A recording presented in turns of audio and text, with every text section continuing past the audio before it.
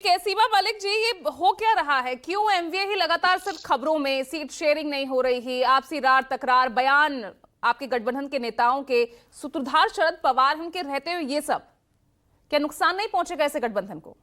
देखिए, हमारी जहां तक हमारी महाअघाड़ी की बात है, मैं बिल्कुल क्लियर आपको करना चाहती हूँ कि हमारे बीच में कोई भी मतभेद नहीं है। और इनफैक्ट मनभेद तो बिल्कुल भी नहीं है। कुछ चीजों पे थोड़ी बहुत हो सकता है बात हो जाए, क्योंकि एक लोकतांत्रिक पार्टी है ये। इसमें देखिए, हर हर व्यक्ति को अपने विचार प्रकट करने का अधिकार है, और वही हो रहा है। और देखिए, जहां तक आपने जो बात कही है, माननीय पवार साहब वहां पर बीच में है, तो बिल्कुल मुझे विश्वास है कि सब कुछ बहुत अच्छे से होगा। और इनफैक्ट हो गया है मेरे ख्याल से। मोस्ट ऑफ द सीट्स पे तो का निर्णय हो ही गया है, और जो भी चीजें हैं वो बहुत अच्छी तरह सॉल्व हो जाएंगी। तो इस तरह से मतलब मुझे मेरा सिर्फ कहने का मतलब ये है कि यहाँ पर कोई भी ऐसी चीजें नहीं है। और जो डर वाली बात है, देखिए उनकी तरफ में क्या चीजें हैं, और आम आदमी को पता है कि किस तरह से उनको उनकी बात माननी ही पड़ती है। जो भी बीजेपी कहती है उनको मानना पड़ता है। और जिस तरह की बातें उन्होंने कही है, वो अपने अलायंस पार्टनर्स के बारे में जिस तरह से बोलते हैं, जैसे कि आप माननीय अजीत दादा पवार के बारे में जो कुछ भी उन्होंने बोला है कि उनके बगल में बैठने से हमें उल्टी आती है, और इस तरह की चीजें भी उनको टॉलरेट करनी पड़ती है। शायद मुझे नहीं पता कि उनका आत्मसम्मान कहाँ चला जाता है इस समय, जिस तरह की बातें उनके बारे में कही जाती हैं। और वो उसको सुनते भी हैं और उनको मानते भी हैं जो भी वो कहते हैं। अभी मुझे जवाब देने दीजिए। नहीं, लेकिन सीमा मलिक जी, यहाँ पर बातें सिर्फ एक स्तर पर नहीं ना। सीएम फेस की बात की जाए तो सभी, आपकी पार्टी की तरफ से भी सीएम फेस को लेकर कहा गया। नहीं, हर पार्टी अपना नेतृत्व चाह रही है, मामला यहीं तक नहीं टिक रहा है ना। तो देखिए, डिसाइड हो ही जाएगा। आज पर देखिए, जो भी चाह रहे हैं। और ये कोई बड़ी मतलब अननेचुरल बात नहीं है। किसी भी पार्टी के कार्यकर्ता जो होते हैं वो अपने एक लीडर को देखना चाहते हैं। तो महायुति से तो नहीं आती ना ऐसी खबरें, सिर्फ मुतव्वल की सीट शेयरिंग को लेकर? अरे भाई, वो डरते हैं मैम। हर आदमी ये बात डरता है कि वो कुछ बोल ही नहीं सकते। उनको आप कुछ भी कह दो, चाहे आप कोई बोल रहा है उल्टी आती है, कोई कुछ बोल रहा है कि इनको निकाल दो, इनकी वजह से क्यों बेकार में इनको रखा हुआ है, फिर जरा मैं पूजा बात कर लूं। उसको बड़े मुस्कुराते हुए एक्सेप्ट करते हैं। इनको कोई आपका का कोई सेल्फ रिस्पेक्ट नहीं है, और आप इतने डरे हुए हैं ईडी एंड सीबीआई से, तो उसके लिए मतलब कोई ऐसी बात नहीं है कि जो कहते हैं वही मान लेते हैं। और ये कैसा लोकतंत्र है या कैसी पार्टी है कि जो भी कहते हैं बीजेपी वो मान लेते हैं, चाहे कुछ भी बोलते हैं। तो ये तो कोई अच्छी बात नहीं है। इसको कोई मतलब ऐसी बात नहीं है कि जिसको हम अंतर्विरोध तो वहां पर भी होंगे ना।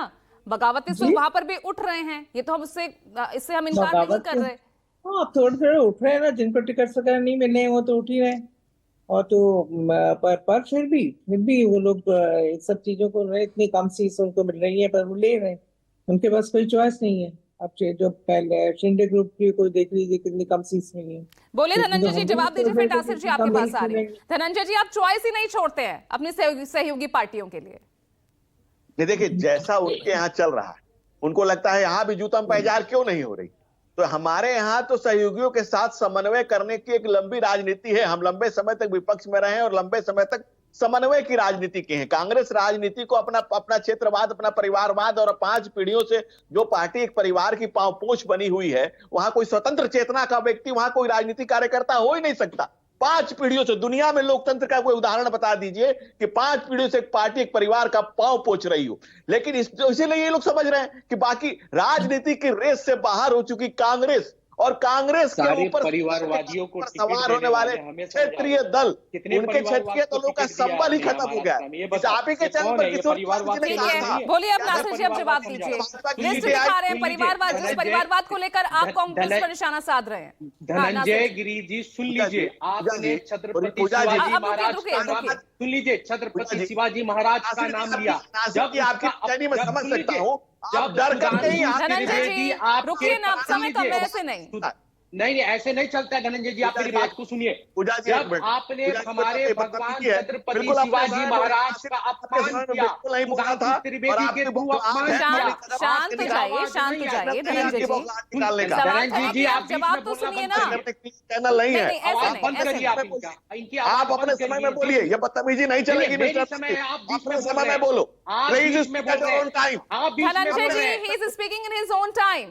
You are interfering him. Please, नहीं, ऐसे नहीं। Why is speaking between me?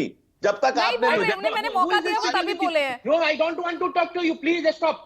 मैं बोलिए कह रहा हूं, नासिर जी। जब छत्रपति शिवाजी महाराज का अपमान सुधांशु त्रिवेदी ने किया तब उनको अपने राज्यसभा में जा हमारे ठीक है किशोर तिवारी जी, किशोर तिवारी बराबर लाके खड़ा मुझे आप दोनों का ऑडियो डाउन करना पड़ेगा। देखिए तू मैं वाला डिबेट नहीं है, प्लीज नहीं है, आप ऑडियो डाउन कर दीजिए। मैं दरख्वास्त कर रही हूँ पीसीआर से